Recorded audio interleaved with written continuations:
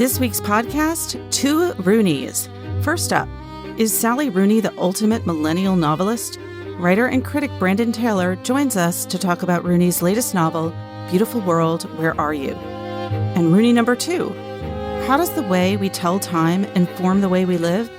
David Rooney will be here to talk about his book, About Time, A History of Civilization in 12 Clocks. Alexandra Alter will tell us what's new in publishing news. Plus, our critics will join us to talk about the latest in literary criticism. This is the Book Review Podcast from the New York Times. It's September 10th. I'm Pamela Paul.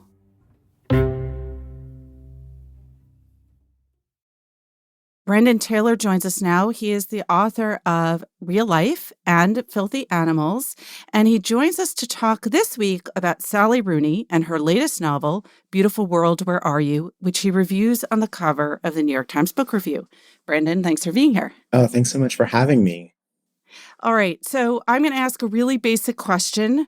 The answer, which will be 100% obvious to all of those Sally Rooney acolytes and fans out there, and will be enlightening to those who are not yet converted to the cult of Sally Rooney. Who is she?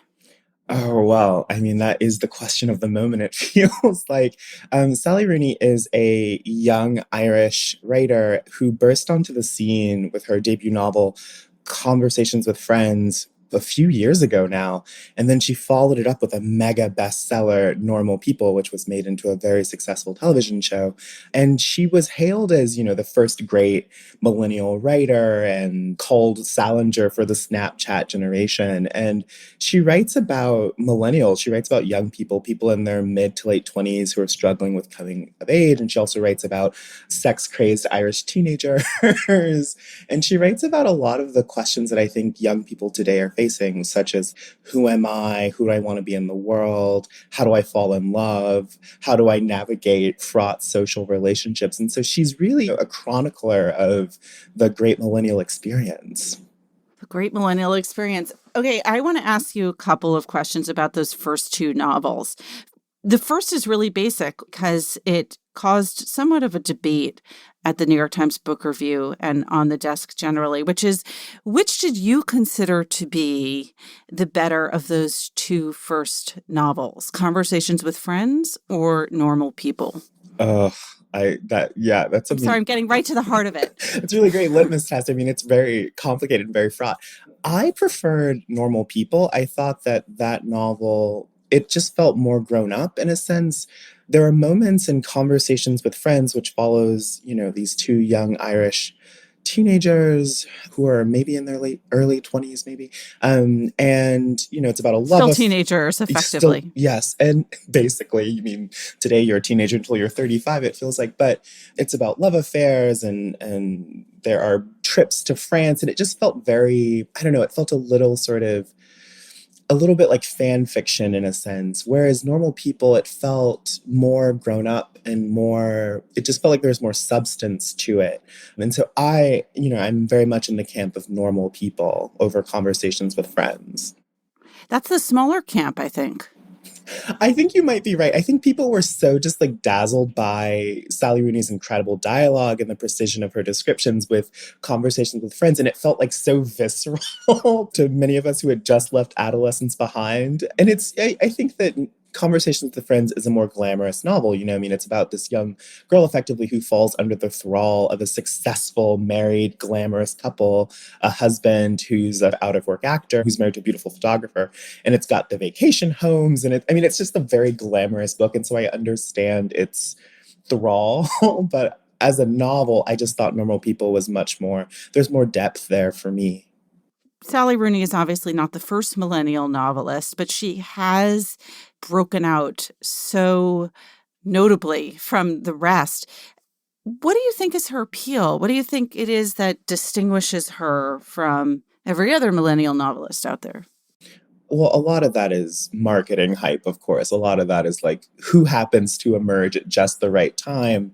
But I think what undergirds a lot of Sally Rooney's appeal is the fact that she is incredibly skilled. Her dialogue is delightful and she writes in a real clear, direct way about experiences that I think many people had not yet seen rendered in the novel as a form. And for a lot of people who were Sally Rooney's age, we were accustomed to reading about people who were 10, 15 years older than us, and we hadn't yet read in as direct a way a chronicle of what it was like to be 2021 and trying to figure your stuff out.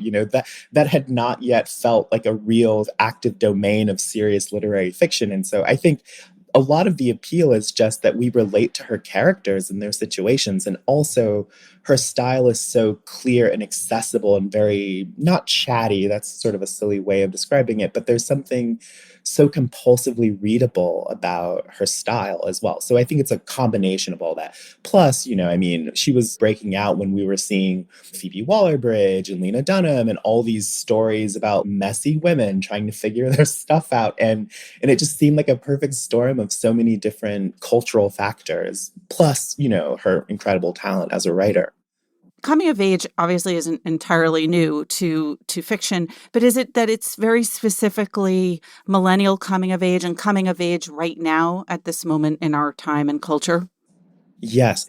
Sally Rooney was writing about being 19, 18, 20 in Dublin or in Ireland. And she was writing about not the scamp who goes on the great adventure and tries to distinguish themselves in some incredible way, but about normal, no pun intended, but like normal teenagers, basically, and the mundanity of that. And I think we've seen in recent years, even a resurgence of domestic novels by women writers who had been lost to history.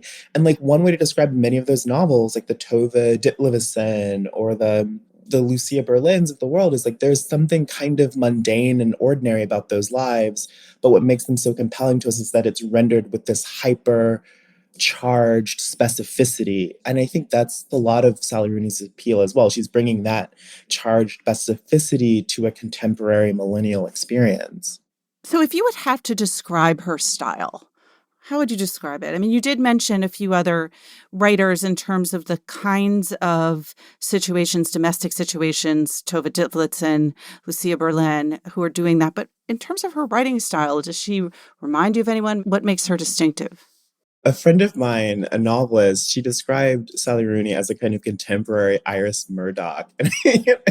And I kind of love that. I mean, there's something Sally Rooney's writing, I would describe it as a kind of intense, melancholic tractor beam. She writes these gorgeous little turns of phrase. I think in Normal People, there's a description where she describes rain as coins of silver in the air.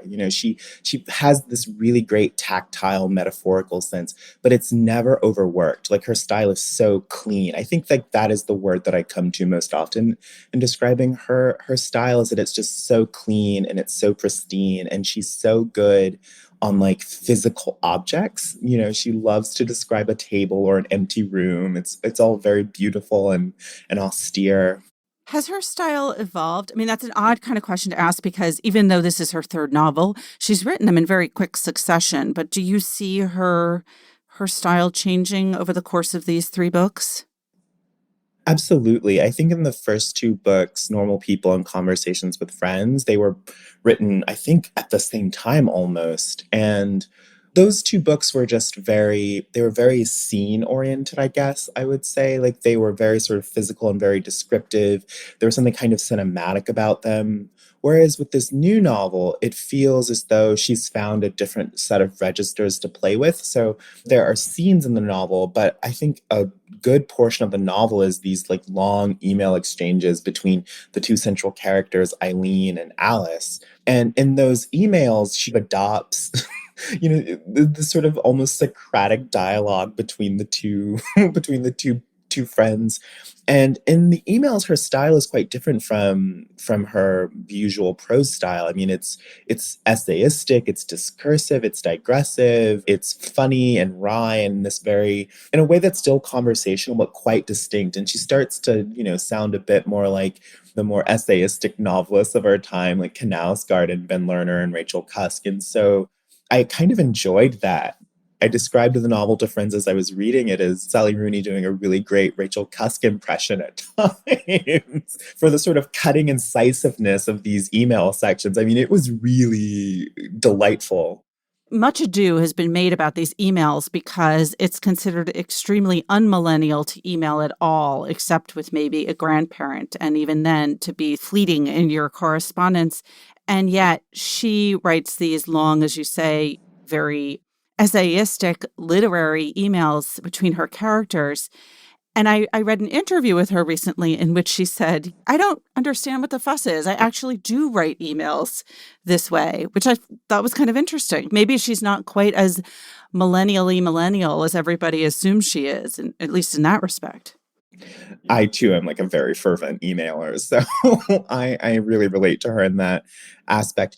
I love what you say there about her not being so millennially millennial. I mean, there was something actually kind of quite old fashioned about this novel. There's a scene toward the end of the novel where like four of the main characters are arriving at a place and they're getting out of a car. And it struck me that it was very analogous to a scene in Jane Austen's Persuasion where they all go to Bath and everyone gets there and they're all hanging out, looking at the sea and such. And I was like, wow, this is just that scene from Persuasion, but transposed, into a Sally Rooney novel. And so I think that she is often up to quite old-fashioned things. Like I think that she does have an old-fashioned novelist sensibility. And I think many of the questions that roil through those email sections are the kinds of things that we would see in an Iris Murdoch novel where characters are debating the nature and essence of knowledge and life. Like she is interested in letting her characters have vivid intellectual lives in a way that feels like more of a contested space in the contemporary novel. It's interesting that you make that Jane Austen comparison, which someone else at the book review made. The other old-fashioned thing, in a weird way, is her politics, in that Sally Rooney, the person, professes to be a Marxist, which to some minds smacks of the 19 teens as opposed to the 21st century. And there's a lot of debate about whether that Marxist philosophy is conveyed in her novels, and if so, is it conveyed enough or not enough? What are her politics and how do they become apparent or not in her work? She has said that her stories and her novels don't really begin with characters, they begin with relationships. And that strikes me as like a deeply Marxist thing. I mean, I don't know if it's because of her Marxist ideology or if it's just how she sees the world, but I do think of Marxism as being a study of interconnectedness and social relations. And in that way, I think that her novels are kind of Marxist and that they are exploring power dynamics and the ways that society is undergirded by these differentials of power and dialectics. And her characters are Marxist. I mean, there's this really great conversation in Beautiful World, Where Are You? Where Eileen gets into a fight about whether or not working class is an identity group that can be inherited or if it's just a class status thing that you inhabit at one point in your life, regardless of your station of birth. And like these young people are like arguing about the nature of like what is a working class person and what does that phrase even mean in today's world. I mean, anyone who's like gone to grad school in the last 10 years will recognize that very particular argument among one's socialist friends. And so, I mean, I do think that she is alive to all of the contradictions and the strangeness of trying to live in an ethical Marxist way in a grossly capitalistic society. And so I think that her characters and her novels try to explore Marxism, but in this sort of gestural way. She's not writing like those horrible muckraking novels from, the early 20th century. Like she's not writing one of those bad novels. I mean, even looking back at the aesthetics of the Marxist novel, there was this long period of time in Alfred Kazan's On Native Grounds, where he describes the socialist rigmarole of like how to be a successful socialist novelist. And he's like, the socialists didn't have novels, they had pamphlets, and I do think that Sally Rooney is interested in writing novels, not political tracts. And I think that her characters are, in their way, subtle explorations of Marxist ideology and Marxist politics. But I mean, I wouldn't describe these novels as very politics forward. Like, that's not really what she's after. Actually, that feels like a very political move to do, to not write a political novel right now. You mentioned one of the characters, Eileen. So let's actually talk a little bit about Beautiful World, Where Are You? And the characters. There are four of them. And the two main female ones are Alice and Eileen. Let's start with them. Alice, I'll start with Alice first. They're both young women who are Irish and they've been friends for many years. And Alice, like Sally Rooney herself, is a very mega successful author. And at the start of the novel, she's recovering from a nervous breakdown brought about by all the horrible complications of being famous in the world today, I guess. And Eileen lives in Dublin. She works for a literary magazine. She has these horrible roommates who are not very nice to her. And much of the novel is sort of taken up by their correspondences, and we follow them through their lives.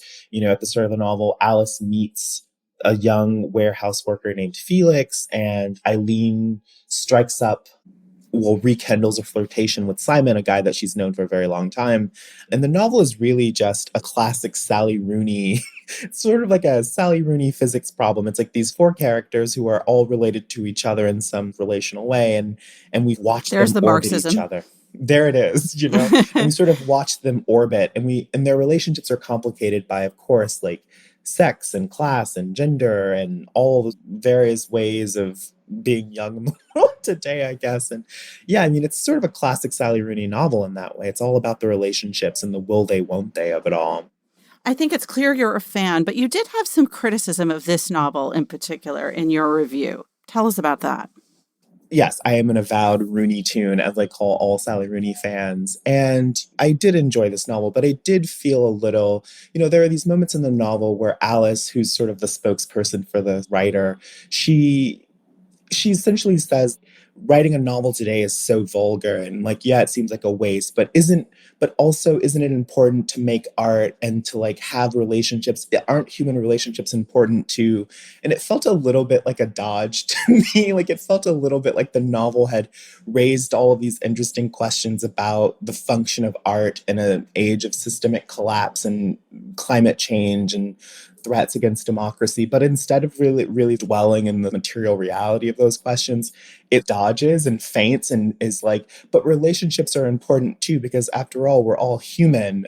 And as a reader, I was like, yes, that's true, but it feels like you're not really answering the questions you're raising. Not that a novel need do that, but, I wanted a little more of a satisfactory engagement, at least with the terms of the debate.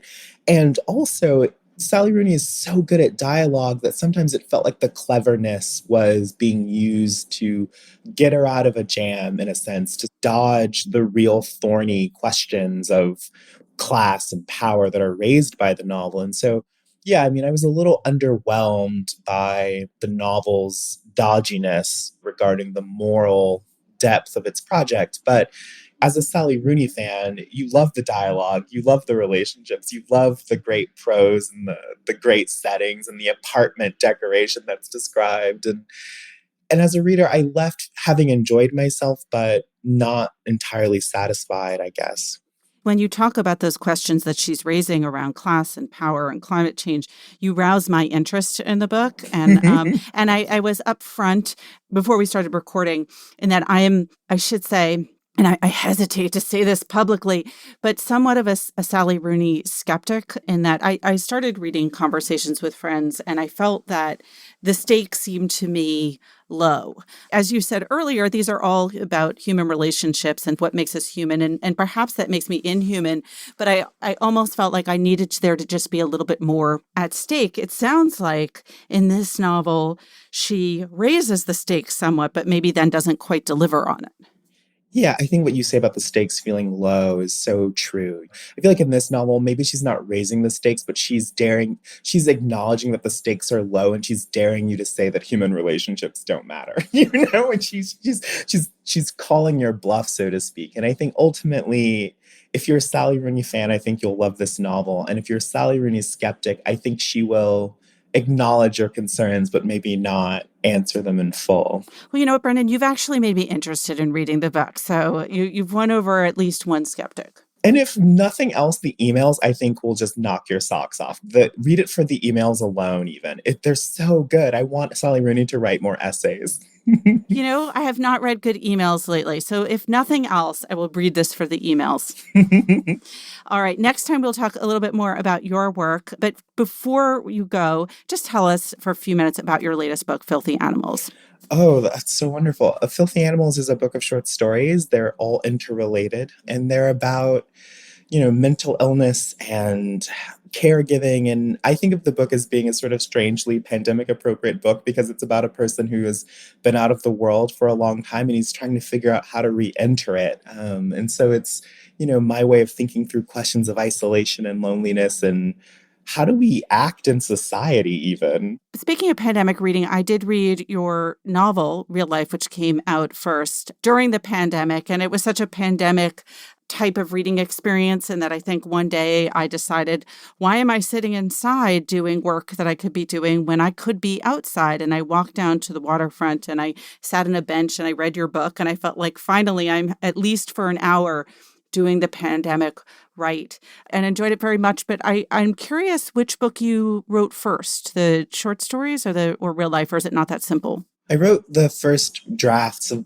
most of the stories in Filthy Animals first, and then I wrote Real Life because my literary agent didn't want to sell a book of stories, so I had to write a novel. But Filthy Animals has undergone many revisions, particularly during the pandemic after Real Life had come out, and so Filthy Animals first, but its current form wouldn't exist had it not come second, I think. And can you tell us what's coming third? A novel of a sort called The Late Americans, set in Iowa City, and it's about dancers and writers and creatives and capitalism. All right. So that's 3 books, one forthcoming from Brandon Taylor, and 3 books by Sally Rooney. They are Conversations with Friends, Normal People, and her latest, Beautiful World, Where Are You? Brandon, thank you so much for talking about all of these books with us. It was a thrill. Thanks for having me.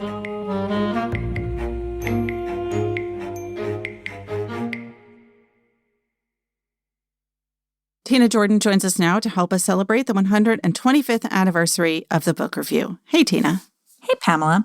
So today I'm going to bring you a story that actually appeared first on page 1 of the New York Times, above the fold, top left, but later caused quite a stir and had people writing into the book review itself.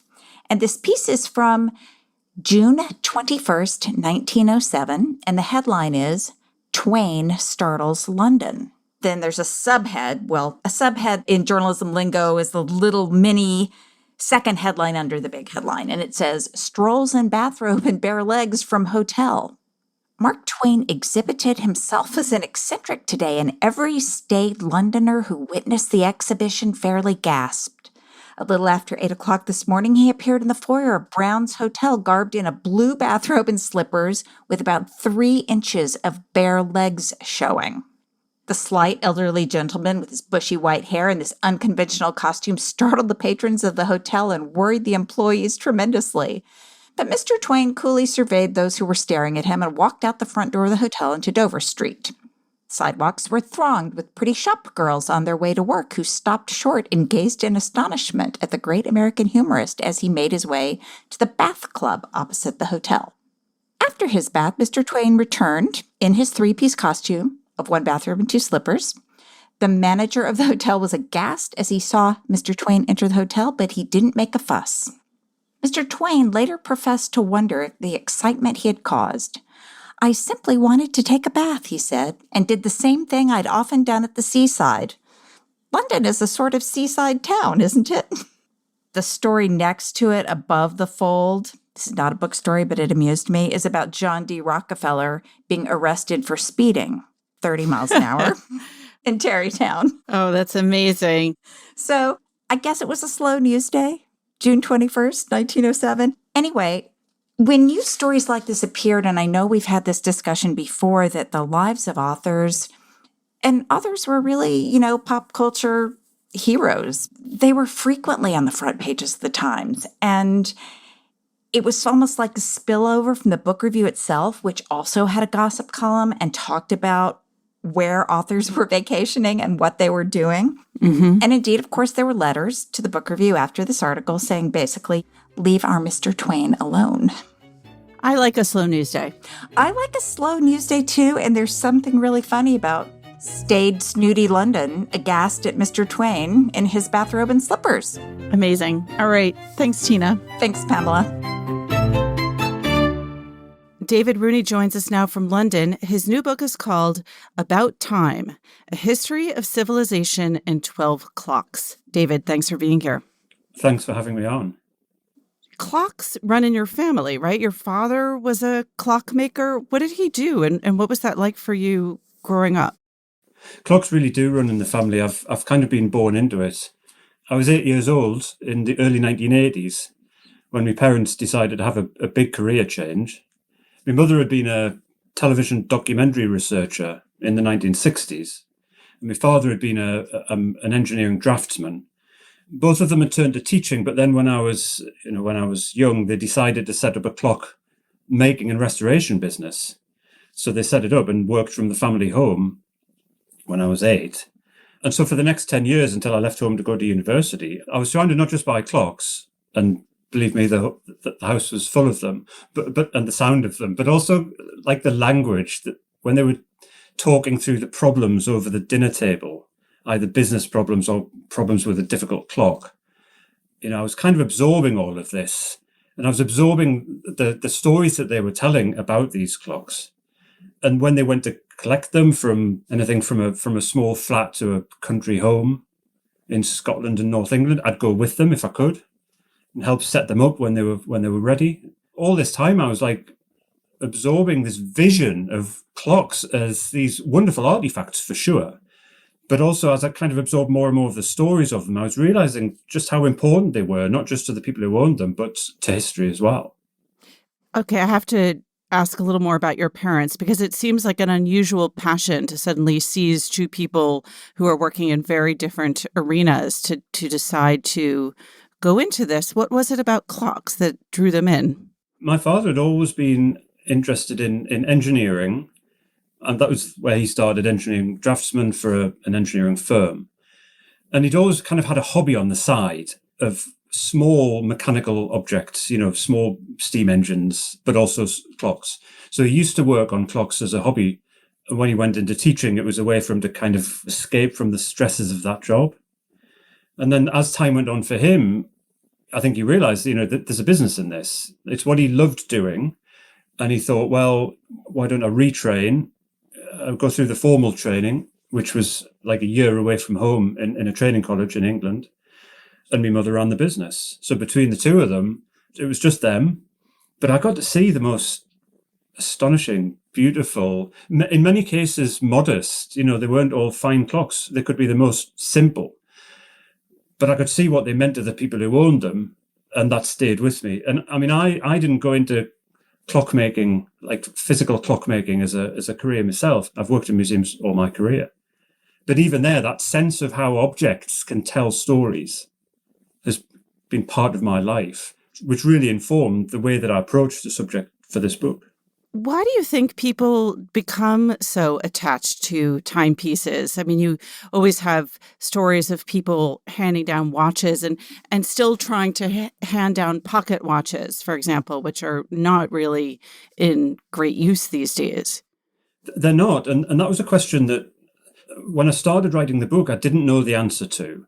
I mean, clearly there's something going on there. There's something about clocks and watches that they have more meaning to many people than other artifacts. I wasn't quite sure why. And it was the process of writing the book where I was trying to get behind the faces of clocks and watches to understand not so much how they work, although that's fascinating, but what they mean and what they've always meant through history, across cultures. And what started to become apparent, well, I mean, there were several themes started to emerge as I was doing this research, but one of them was that through history, we've poured our identities into clocks of whatever type. They've become proxies for us and other people. And so therefore they kind of have life, and they have lifespans, and they carry memories of past lives. And I think the idea of clocks and watches as either commemoration or marking, the end of a working life or whatever, is because they've got us in them. I mean, that might sound a little bit flaky, but, mechanical clocks and watches, they have heartbeats. They had life breathed into them by the makers and repairers and restorers who kept them going. Given your family history and given your own relationship to timekeeping, is there a timepiece that holds that meaning for you? And what is it? It's so difficult to answer that. I mean, I've had the privilege of working through my museum career with some of the most important collections of horology, certainly in the UK. I used to wind up the marine timekeepers made by John Harrison in the 18th century, which helped solve the longitude problem and therefore helped enable maritime empires to be built and expanded. And I used to wind them up. So looking for a favorite is really hard, and it depends on the day that you ask me the question. I mean, there is a clock that I talk about in the book, actually in the final chapter, which is a chapter that looks ahead as much as it looks into the past and thinks about how clocks can be a force for good, for bringing peace, because there's some pretty bleak stories through the rest of the book, I have to say. And it's called The Clock of the Long Now. It's a clock being made by the Long Now Foundation, who are based in San Francisco. It's a global project. Oh, wow. I thought it was the long now, and I had this whole metaphor going in my head, but it's not that. It is. Oh, it is that. Yeah. And what these people have been thinking about is how can we encourage long-term thinking? How can we encourage people to think farther into the future than we currently do, which might just be 5 years into the future, for election span politics or business plans. And what these people wanted to do was to try and make long-term thinking commonplace rather than rare. And they decided one way of doing that would be to build a mechanical clock that could keep time for 10,000 years if it was properly maintained and cared about. And that's the Clock of the Long Now. And it uses a lot of ancient mechanical techniques and a lot of very new science as well. The prototype, which is at the London Science Museum on loan, which I used to caretake for the foundation. And they're building the first full-size clock in Texas right now. And it's just a really, for me, fascinating and revelatory project and clock, because I've been kind of peripherally involved with it for the last 20 years. It was the prototype was completed in 1999 and moved to the Science Museum in 2000. And it's changed the way that I think. How so? Really not just about clocks. It's changed the way I think about history and about technology and about the sorts of conversations that we should have about technology and kind of the roles that it plays in our lives. And also these ideas about long temporal horizons or attention spans and looking so far ahead that the decisions we make now are better. How can a clock encourage that kind of thinking? The way the makers described it was that it's both a mechanism and a myth. And so it's a machine for creating conversations, for catalyzing conversations and then crystallizing conversations around it about long-term thinking. And kind of that's it. I think it's a really hopeful project that just encourages people to think and to talk about the long now and the future and the past and what we can learn from it. It's very hard to avoid time puns in this conversation, so I'm not going to try. But let's go back in time to the beginning, away from this Long Now project. Where and how did clocks begin? How did we start keeping track?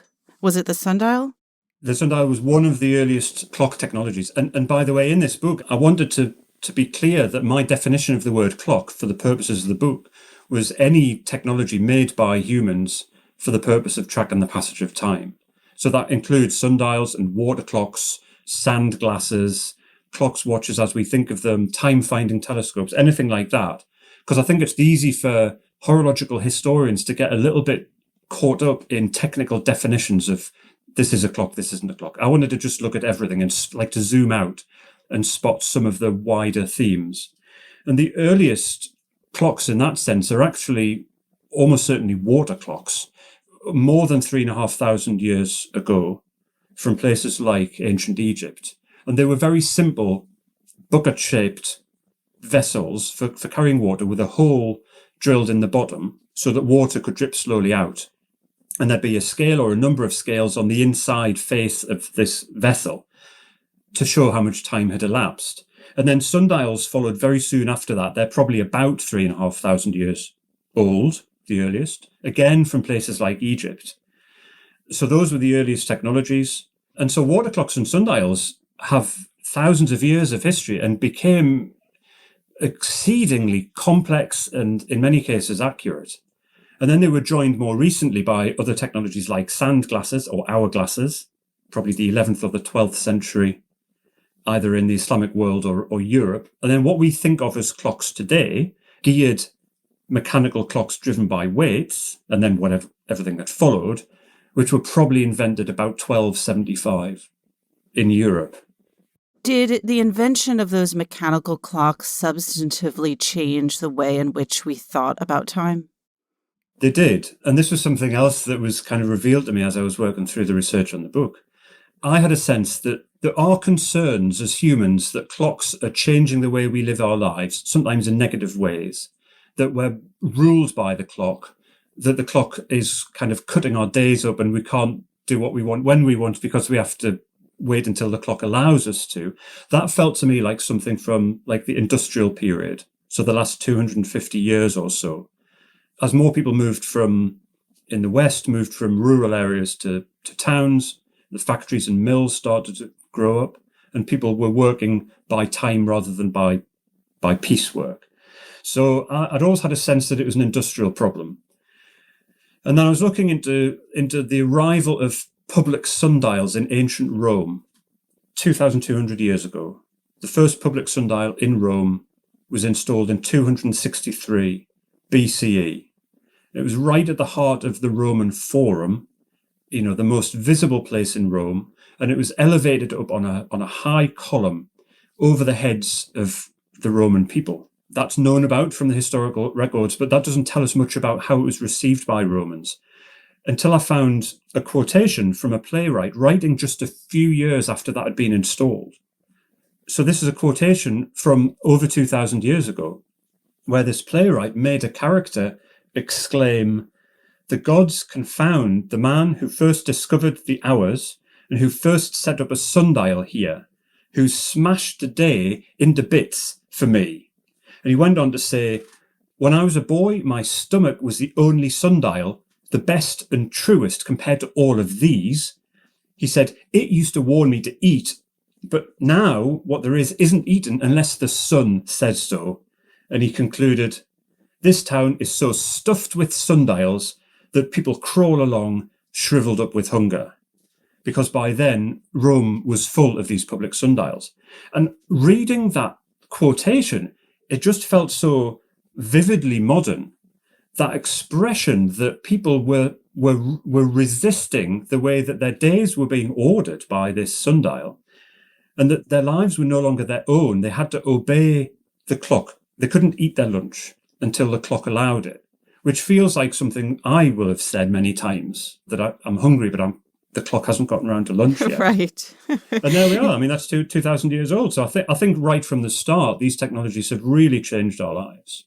In the same way that we tell the weather by looking at our phone.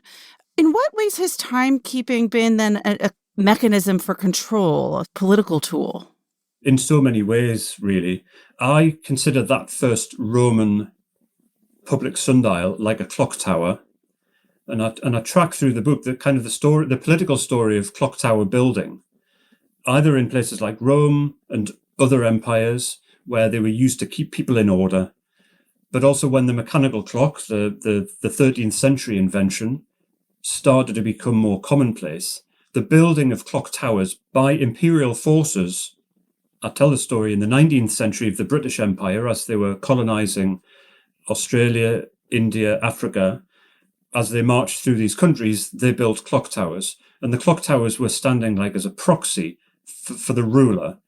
In the case of India, Queen Victoria, the Empress of India, well, there are clock towers still in India built by the British, which wear crowns. They have iron crowns above the dials, which if you compare with a picture of Queen Victoria at the same time, it is the Empress of India in these Indian cities. So the Empress standing over the land that she now commanded.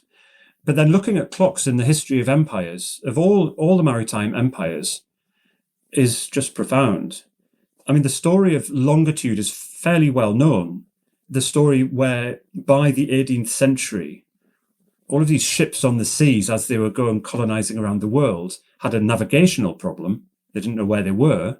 And the problem was east-west position or longitude, and that problem could be solved using clocks because the Earth rotates once in 24 hours on its axis.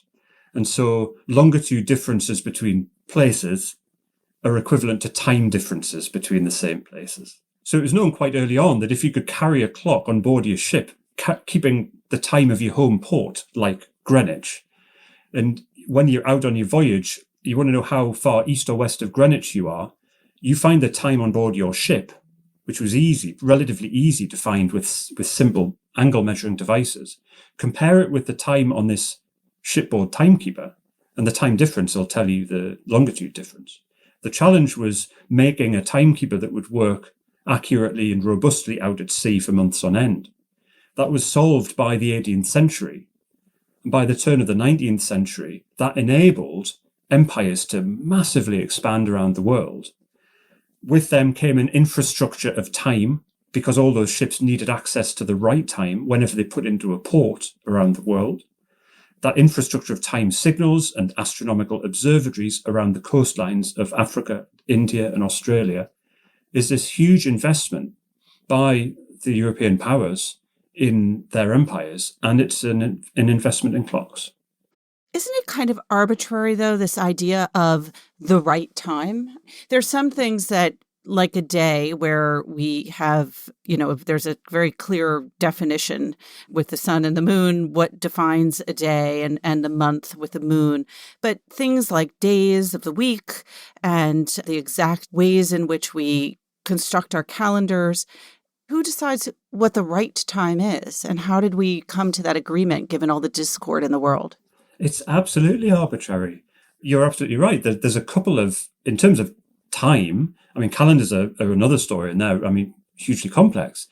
But as you say, in terms of time, there's the day, the rotation of the Earth, and there's the year, the orbit of the Earth around the sun, and there are some lunar cycles to do with months. But really, the 24 hours in a day is entirely arbitrary. That's down to the ancient Egyptians.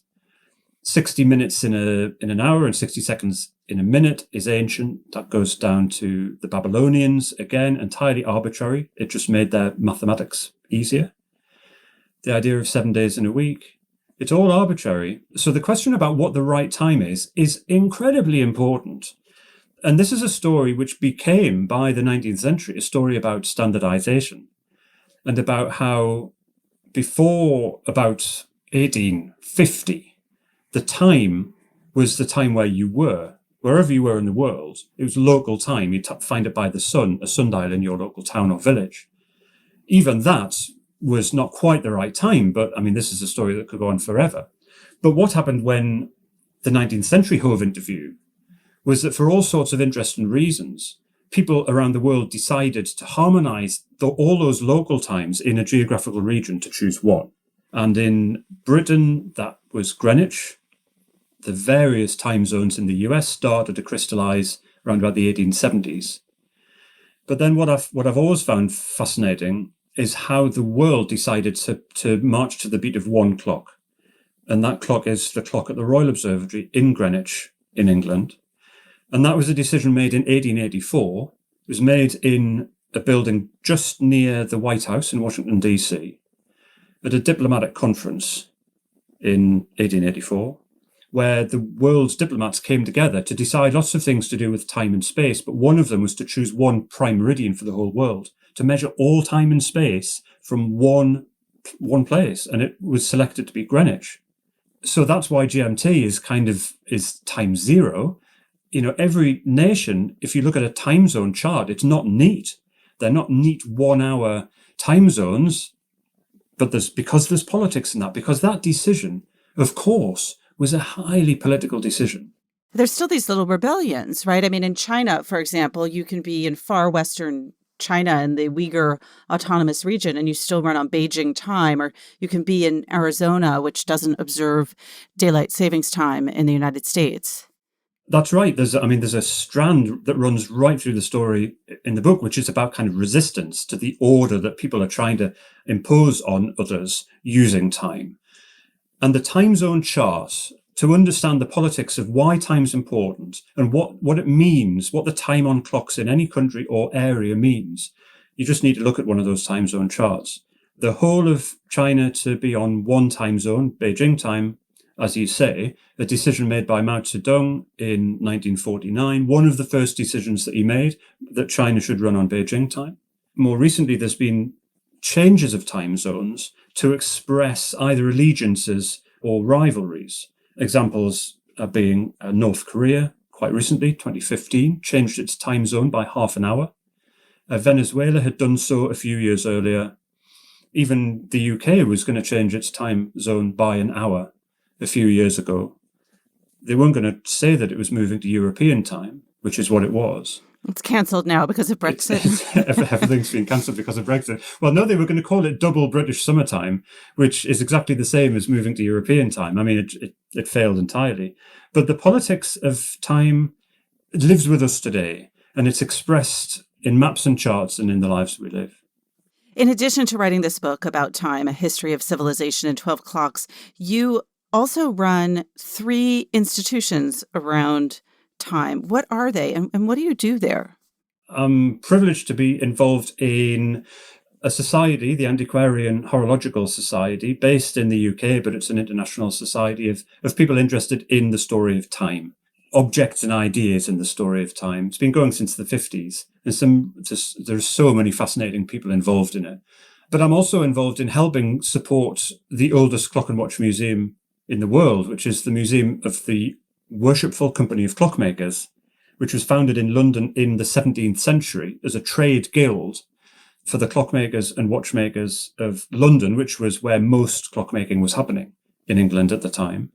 Still going strong as one of the London livery companies, and its museum which it's been building since the 19th century, is just astonishing. Can anyone just go and visit that museum? Yeah, it's at the Science Museum in London. It's got its own gallery within the Science Museum, which is newly reopened since COVID, free to get in. And the stories that the objects in that display contain are just, they just take you everywhere and throughout history. And it's a great pleasure to be involved in that. You used to be the curator of timekeeping at the Royal Observatory in Greenwich, which is perhaps the institution most closely associated with time. What did you do in that job? And what was your average workday like? Well, the Royal Observatory at Greenwich is now a national museum. It's part of the National Maritime Museum. And I was the curator of timekeeping there for a few years. And what the Royal Observatory is now is 2 things. It's a collection of artifacts, like most museums have, on show to tell a story, in this case about time, astronomy, navigation in the maritime context. But it's also a historic site in its own right. The Royal Observatory was built in 1675 as part of this longitude project to solve the navigation problem. It was to map the stars to find an astronomical solution to longitude. And it's on the top of a hill. I live in Greenwich. I live around the corner from this astonishing site from history, which is nearly 350 years old. And the way that the work that was carried out in that institution, in those buildings, the way that's helped shape the world that we all live in, not just in the UK, everyone around the world in the centuries following its foundation, is profound. So my job there was to try and tell some of those stories. And that really set me up for realizing that whenever I was telling a story about clocks, I was really telling stories about people, which is what made me think, I want to understand what clocks mean as well as how they work. Very last question, because we are out of time. What's the Doomsday Clock? The Doomsday Clock is something which was founded in 1947, 2 years after the end of the Second World War, and originally called the Clock of Doom. It was designed by a designer called Martin Langsdorff, and it's a hand of a clock which can approach midnight. It was originally set 7 minutes to midnight. It was another conversation piece, like the Clock of the Long Now, for at the time when there were all kinds of fears, nuclear fears, existential threats to the world. that it was a way to focus the world's attention on how close we are to doomsday. 7 minutes to midnight, if midnight is the apocalypse. And what happens now is there's a foundation that assesses frequently, all the time, assesses how close should we move the hand to midnight? What are the existential threats on Earth? At the moment, it's 100 seconds to midnight. It's the closest to midnight it's ever been in its history, which I think suggests what state we're in at the moment. In this case, a clock helping us to understand what we might need to change. I had to ask that question because you mentioned at the very start, before we began recording, that there's a protest outside your office right now against extinction. So it felt appropriate to end with the doomsday clock. And by the way, anybody who looks at the banners and placards of protests around the world about extinction, species extinction, and climate change, look carefully. The symbol on all of those placards is an hourglass, a symbol that since the 14th century, human civilizations have used to represent the passage of time and the end of it for all of us in an exhortation to live better lives on Earth. And that symbol still remains just as powerful in the 21st century. We have reached the end of our conversation, but it brings us back to the title of your book, which is About Time, A History of Civilization in 12 Clocks by David Rooney. David, thanks so much again for being here. It's been a great pleasure. Thank you, Pamela.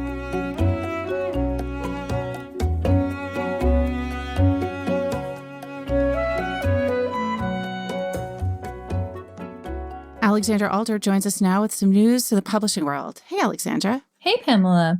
So summer is almost over, and often summer is the season when a work of fiction will take off and people will anoint it as the book of the summer. And it's usually a buzzy new book, maybe a thriller like Gone Girl or Big Little Lies. But the novel that's topping the bestseller list this summer is kind of a surprising one because it came out 5 years ago in the summer of 2016. And right now it's on the top of the paperback bestseller list for the New York Times. And on Thursday, it was in the #1 spot overall on Amazon's print bestseller list, finally toppling Mark Levin's American Marxism, which has been clinging to the #1 spot for a long time. And the book is a contemporary romance novel called It Ends With Us by Colleen Hoover. So this is sort of surprising, and a number of outlets have looked into what is driving the sales. And the reason it is at the top of the bestseller list is one that's becoming increasingly common. It took off because a bunch of people on TikTok made viral videos about the book and how emotionally moved they were by it. So this is a trend that I should point out. I have to credit our own Elizabeth Harris with noticing and writing about this quite early on. Liz had a great front page story back in March looking at how TikTok influencers are driving book sales, especially backlist fiction. And a couple of the examples that Liz noted were The Song of Achilles by Madeline Miller, which is a fantastic novel, but it's been out for years. So it was funny to both Madeline Miller and her publisher when suddenly they saw just people flocking to it and they couldn't figure out why. Another one was E. Lockhart's We Were Liars, which came out in 2014. And that author was extremely confused to see it on the bestseller list. According to Liz's article, it was Lockhart's children who told her she was popular on TikTok. So this is a new publicity machine for authors and publishers. And it's interesting because after experimenting with everything from YouTube to blogs to podcasts to social media of all forms, publishers are always looking for ways to build organic word of mouth or inorganically to create buzz for a book. And often they'll find that viral impressions, views, things like that on YouTube don't always translate into book sales. But something about TikTok, for whatever reason, really does seem to actually drive sales in a phenomenal way. So Publishers Weekly wrote an article about Colleen Hoover's recent success and broke down some of the numbers pre and post TikTok before the TikTok influencers discovered it.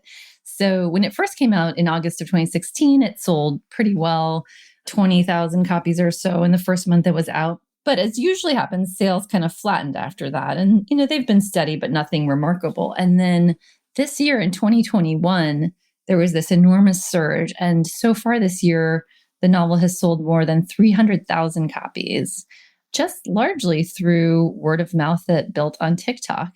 And Publishers Weekly also put the audience for books on TikTok into some perspective. There's this, now they call it book talk. Of course, there's a term for it. There are entire tables in Barnes and Nobles that display books that are popular on TikTok, and it says book talk books. According to Publishers Weekly, videos that have that hashtag book talk have accumulated a combined 18 billion views. Wow. This really does suggest that there is an audience for books on TikTok. And it's kind of delightful because sometimes we olds, as I will count myself one, will think of TikTok as this place for funny, short videos, makeup tips, maybe superficial content, maybe something more serious, but not a place where necessarily people are going to have deep conversations about books or think about longer form content like books. And it's quite the opposite. It turns out there's a really big audience on TikTok for people who want to learn about new books. And publishers, of course, are seizing on this opportunity. They're finding ways to get galleys into the hands of the top book talk influencers and are seeing some really big hits come out of it. So E. Lockhart's We Were Liars is a YA novel, and I'm curious, given the youth of most TikTokers, are many of these books for kids, books for teenagers, or does it weigh heavily towards adult books? And is there kind of any way that you could generalize about the kinds of books that are taking off on TikTok? So it seems to be pretty broad. I mean, if you look at The Song of Achilles by Madeline Miller, it retells the Greek myth of Achilles as a romance between him and Patroclus. So it's kind of a take on the Iliad, and it's quite a sophisticated literary novel. It won the Orange Prize for Fiction in 2012. You know, it's not YA by any stretch, but it's certainly accessible. Same with Colleen Hoover. That's not a YA novel. I will say it seems like fiction is a large beneficiary of book talk, particularly fiction with maybe a big twist or a very kind of emotionally compelling ending. One thing that our colleague Liz wrote about in her piece is that there is actually books that will make you sob was a video that was published on TikTok, and that went extremely viral. So it seems like people having strong emotional reactions to books is what's driving some of these sales. Okay, so if you are not a TikToker, not a book talker, but you are curious about this phenomenon and you download TikTok, where do you go? What do you do? How do you find the book people? So I have to admit, I'm not a total TikTok aficionado. That probably doesn't surprise you. But I have read about a few accounts that seem to be popular and really are driving people towards some really good books. One is called A Life of Literature. That is an account that Marilee Lee and her sister Elodie started. Elizabeth Harris wrote about them, and they have around 200,000 followers. At least that was of last March. It's probably more now. Another one that has come up as a place to find out about exciting fiction is Moon Girl Reads. That one helped to get We Were Liars back onto the bestseller list. And Moon Girl Reads video about We Were Liars has been viewed millions of times. So I think those two accounts are having a real impact, among others. I'll see you there. Okay, same. Thanks, Alexandra. Thanks, Pamela.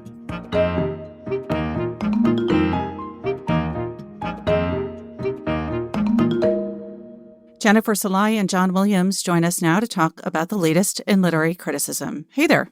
Hi, Pamela. Hi, Pamela. Jen, let's start with you. What did you read and review lately? So most recently, I reviewed a book called The Failed Promise, and it's by Robert Levine. And it's about the history of Reconstruction, President Andrew Johnson, his impeachment. It also brings in Frederick Douglass. And, you know, it's one of these books, it's a slender book considering the subject matter. What he does, because there's been a lot that's been written about the subject before, what he does is he tries to look at how, I mean, it's hard to remember now, but at the time, Andrew Johnson, when Lincoln was assassinated, Johnson was actually considered by a number of Black leaders and radical Republicans to be somebody who might prove to be an even more forceful advocate for Black people's rights after the Civil War. And, you know, it's surprising to think about because, of course, he's known for somebody who really undermined Reconstruction at every turn eventually. But at the time, because he was, you know, he was a Southerner, he was a pro-union Democrat. He was somebody who actually truly risked his life during the Civil War. And so there was this idea that maybe he would actually, because, it took a while for Lincoln to come around to the abolitionist cause, that, Johnson might actually prove to be better in many ways. And so what this book looks at is how that didn't turn out to be the case and why. And what Levine also does, he's a professor of English, and he has written a number of books about Frederick Douglass before, is he really looks closely at the documents of the time. So instead of relying on retrospective accounts, he really wants to look at how people were reacting to things in the moment, because he wants to look at this transformation. And so he pays really close attention to the words not only of Frederick Douglass, but also other Black leaders, as well as Andrew Johnson himself, who was known, before he became known as a demagogue, he was known as a very gifted orator.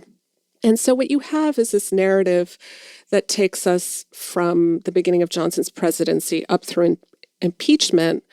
And Levine wants to make the case, it's not entirely convincing to me, that Johnson actually could have proved to be a very forceful advocate for Black people's rights, despite his racism, which Levine acknowledges throughout the book.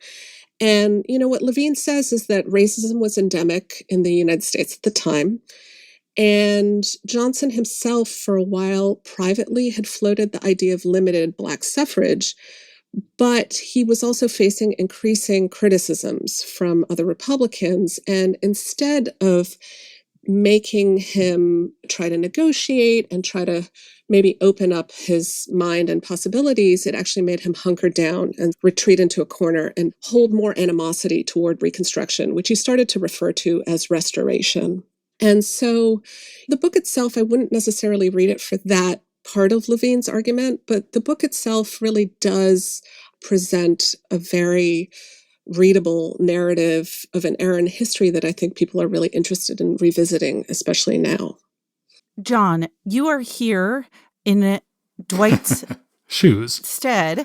Yes, Dwight, who is currently evacuated from New Orleans and in Houston. So speak for Dwight, please. Dwight is doing fine, but he couldn't be with us today. And so I was just going to quickly mention a couple of things he's recently reviewed, because it is the time of year, or just about, where all of the big fall releases start coming out. And this year feels particularly heavy on the literary side of things in terms of the volume of things that are coming.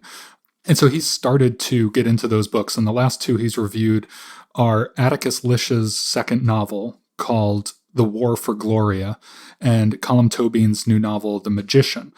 Lish's book is a follow-up to his debut novel, Preparation for the Next Life, which was kind of a surprise hit a few years ago from a very, very small press, but a stunningly written book. And Dwight says that this follow-up pays off on the promise of that. It's about a young guy in Boston who grows up with his mother taking care of him. His mother got involved with a guy who was very bad for her, and his father. The guy becomes a cage fighter, a mixed martial arts fighter to get by, and he just wants to prove himself to the world. He's kind of got a chip on his shoulder. And Dwight says that the book is heartbreaking in its portrayal of the two of them, because she's diagnosed with ALS, or Lou Gehrig's disease, and he helps take care of her. And it's a somewhat autobiographical storyline, because when Lish was 15, his mother was diagnosed with ALS and died when he was fairly young. His father, of course, is Gordon Lish, the famous Esquire and Knopf editor who worked with Raymond Carver, among others. So Lish's second book is out. Dwight calls it solemn, punishing, kinetic, and in easy contact with dark areas of the psyche. John, that sounds like it's just for you. I know. Well, I know. We both like dark stuff, so maybe we should read it together. and he calls it, most of all, convincing. He says it earns its emotions. And Tóibín's novel is interesting because he, in 2004, wrote a novel called The Master, which was about the life of Henry James, a book I love. And this new book is about the life of the German writer Thomas Mann, the Nobel Prize winner. And unlike The Master, I think, because The Master, if memory serves, I read it a long time ago, was, about not a tiny sliver of James's life, but a particular set of a few years. Whereas this, according to Dwight's review, is a bit more sweeping. As Dwight puts it, it seeks to grasp the entirety of Maugham's life and times the way a biographer might, and does so quite neatly. He calls it maximalist in scope, but intimate in feeling, which I like that phrasing. I think it covers more or less his whole life and times. That book is The Magician. That's The Magician. It's about 500 pages, so it's a commitment. And there will be plenty more bold-faced literary names coming down the pike in the next few weeks, so keep reading Dwight to find out about those. All right, let's run down the list of books we talked about. Jen? I reviewed The Failed Promise by Robert Levine. And I talked about Dwight's 2 reviews recently of The War for Gloria by Atticus Lish and The Magician by Colm Tobin. And before we go, let me also say you should read John's own review of the Sally Rooney novel, Beautiful World, Where Are You?, that we discussed earlier on with Brendan Taylor. Thanks, both of you. Thanks, Pamela. Thank you. Remember, there's more at nytimes.com/books. And you can always write to us at books@nytimes.com. I write back, not right away, but I do. The Book Review Podcast is produced by the great Pedro Rosato from Headstepper Media, with a major assist from my colleague John Williams. Thanks for listening. For the New York Times, I'm Pamela Paul.